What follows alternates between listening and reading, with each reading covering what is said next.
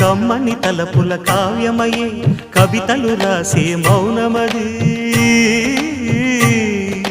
రాగల రోజుల ఊహలకి స్వాగతమిచ్చే రాగమది శృతిలయలరగని ఊపిరికి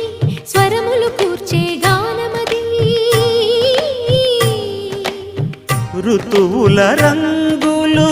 మార్చేది కల్పన కలిగిన మది భావం బ్రతుకును పాటగా మలిచేది మనసున కదిలిన మృదునాదం కలవని దిక్కులు కలిపేది నింగిని నేలకి దింపేది తనే కదా మారది క్షణాలకే సారథి మనస్సనేది అహో